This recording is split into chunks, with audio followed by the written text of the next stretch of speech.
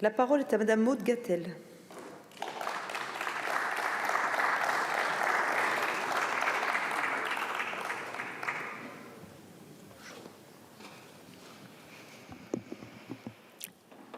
Madame la Présidente, Monsieur le Ministre, Monsieur le rapporteur, Monsieur le Président de la Commission des Affaires étrangères, mes chers collègues, les océans représentent 70% de notre planète et constituent des puits de carbone en absorbant à eux seuls 30% du CO2.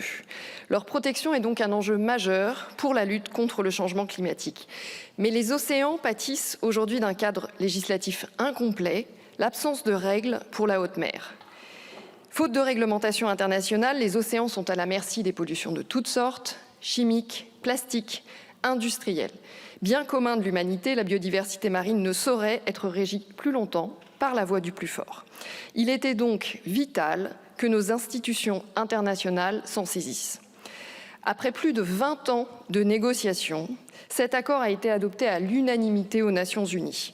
Il vise non seulement à réglementer l'ensemble des activités économiques qui ont lieu en haute mer, mais il met également fin à la fragmentation du cadre juridique applicable à la haute mer et aux grands fonds marins.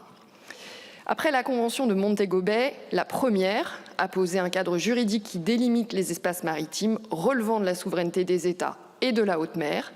Cet accord la complète en proposant une protection effective de la biodiversité en haute mer et des grands fonds marins. Cet accord se construit autour de 3 axes principaux. Tout d'abord, il donne les outils pour renforcer la protection des espaces situés en haute mer, en créant notamment des aires marines protégées. Ces outils de gestion zone par zone n'existaient jusqu'à présent que dans le cadre d'accords régionaux.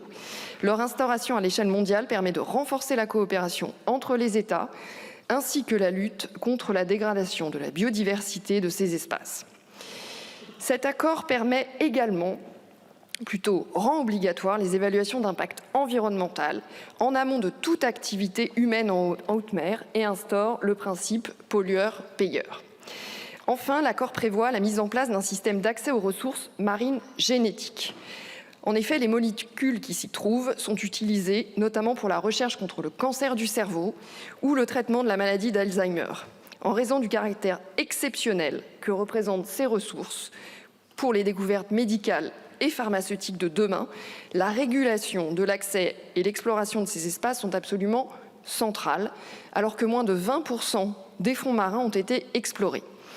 Ce système sera également le cadre d'un partage plus juste et plus équitable des avantages de ces ressources monétaires ou non entre les pays à travers le transfert des technologies marines.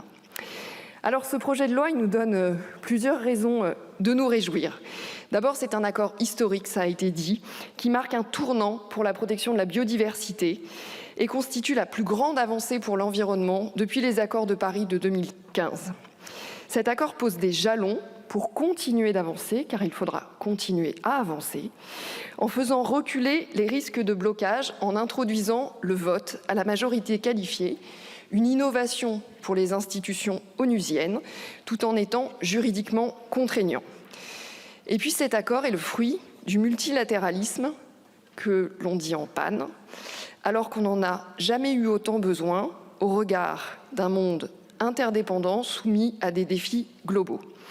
Alors rien n'aurait été possible sans les associations, les ONG, qui ont montré la voie et je souhaite particulièrement les remercier.